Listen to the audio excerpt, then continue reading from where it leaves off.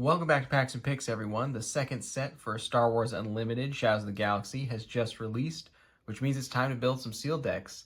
I wanted to start off this format by going over my pre-release deck that I built last week at the pre-release. So we're going to go over the cards in the pool, and then I'll show you the deck that I ultimately ended up with, and talk a little bit about my experience and some of the effects that I noticed early on in the format. So here's my pool right here. Let's take a look at what we had. We'll go with the leaders first. We'll talk about the leaders I had first. So of course everybody got a Moff Gideon and a Mandalorian in their pool that they could use. But I also got a Kira, Dr. Aphra, got two Hondos, and two Bosks. So a lot of villain leaders to choose from in the pool, and one hero in the form of Mando. So those were my leaders that I had to work with. You can think about those as we go over the cards in the pool. And just starting with command, we'll go right down to the aspects. So we got the assault cruiser here.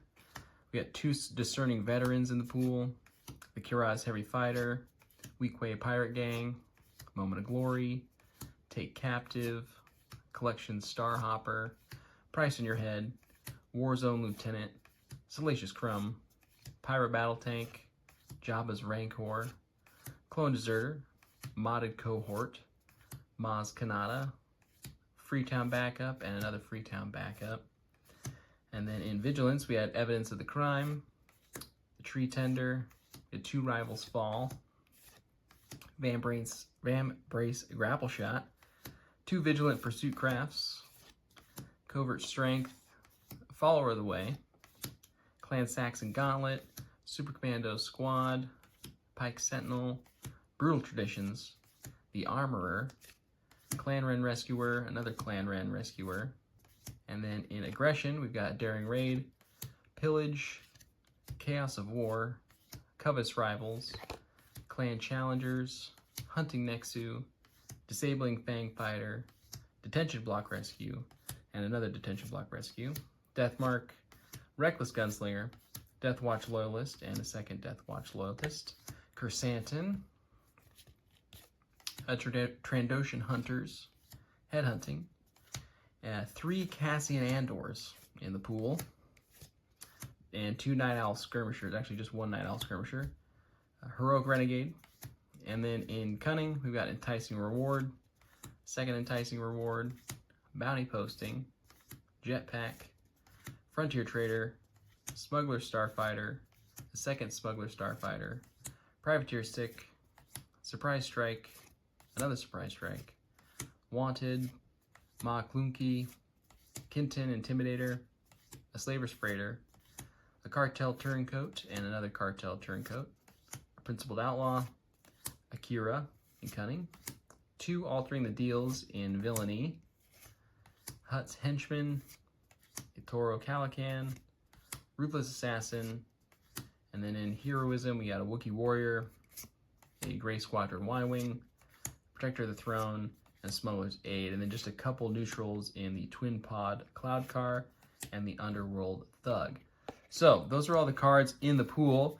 I'm going to go ahead and set up the deck that I ultimately built for the event, and we'll talk through some of the reasons why I did and some of the things that I found in the format. So I'll see you in a minute. Alright, so I've laid the deck out here that I ended up with, but before we start into talking about individual cards and everything, I want to talk about some of the choices I made before I got to this deck, ultimately. So the first one is choosing a hero. So if you remember from the overview of the cards, we only had one heroism leader, and that was in The Mandalorian, one of our promos. So the first thing that I wanted to do when I looked at the pool was determine, are any of my heroism cards something that I want to build a deck around? And specifically in this case, Cunning Heroism. So looking at the Heroism cards, there were a few yellow cards that I like to look up, things like Principled Outlaw, we had two Surprise Strikes, this Privateer, but really the quality of the yellow pool really died down quickly past this. So Cunning wasn't a color that I felt I wanted to be in for this pool, and because I knew even if I found good Heroism cards in the other colors, which I do think there are some in the pool, I just wouldn't have enough cards to build out a 30-card deck if I went with Heroism. So with that, I tabled all the Heroism cards and just focused on the Villainy cards. So looking at the other leaders then, we had Moff Gideon. So Moff Gideon cares about units that cost 3 or less, as we'll talk about here in the deck. Overall in the pool, I did not have a lot of low-cost units to really leverage Moff Gideon's ability with. So that's why I ended up not going with Moff Gideon.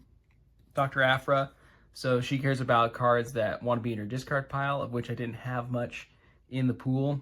And then on her flip side, she's going to get back 1 card at random when she does flip. So I just felt like there wasn't enough value here as a 5-cost 2/5 for me to try to build around Dr. Aphra.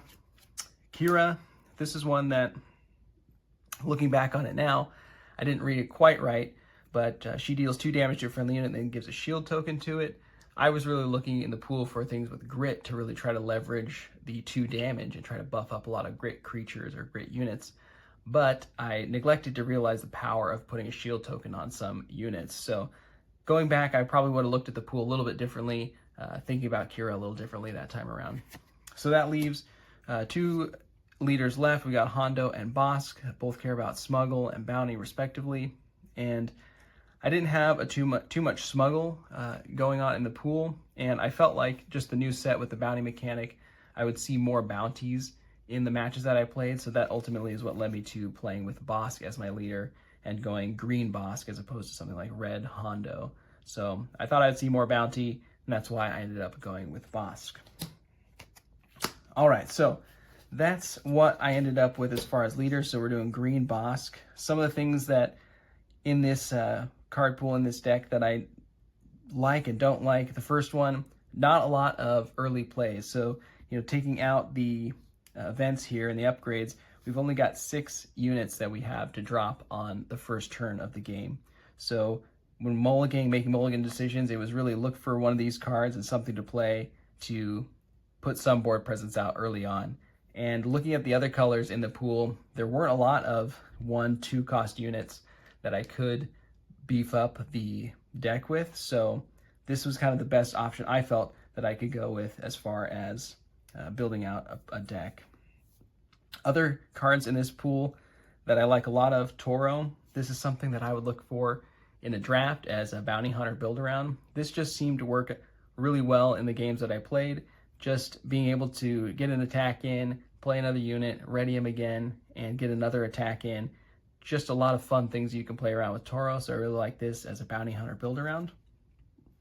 Also, one card that I thought performed really interestingly was this heavy freighter or heavy fighter.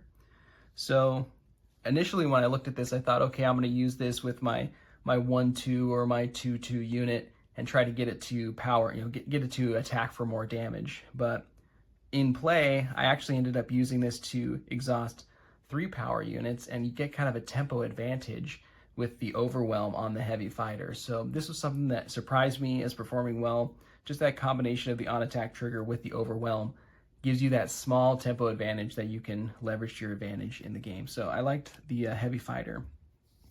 Another card that I really liked was Chrysanthemum. So 5 cost 3/7, just does some really interesting things with his on attack trigger. So you can use it to send damage somewhere else, or you can use it to send damage to the unit that you're attacking, and makes for some really interesting decision space during the games, and also just looks like something that my opponents wanted to remove from the board. So I really liked Chrysanthemum. And then the last card that I liked a lot of was the Pirate Battle Tank. I would say 95% of the time it was a resource early on in the game, but it seemed like right when I needed it, I could smuggle it in, and it just changed the board state enough to give me a little bit of advantage. So I really like the Pirate Battle Tank. Don't know how many of these you want in your deck, but I really liked having the one available to me. Other than that, the deck itself, not really exciting, and I think part of that's because I didn't have a lot of great rares to build around in the deck, in the pool. I did end up with 2 of these Altering the Deal in the pool. Discard a captured card guarded by a friendly unit.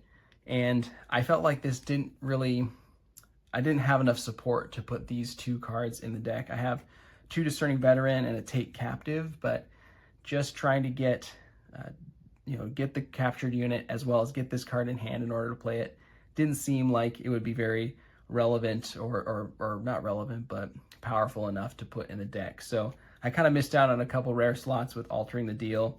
And then I had some more build around rares in the pool, as you probably noticed as well. So overall, the deck was pretty mediocre, but I still had a great time playing. Not as much bounty as I thought would be in the set, at least with the games that I played.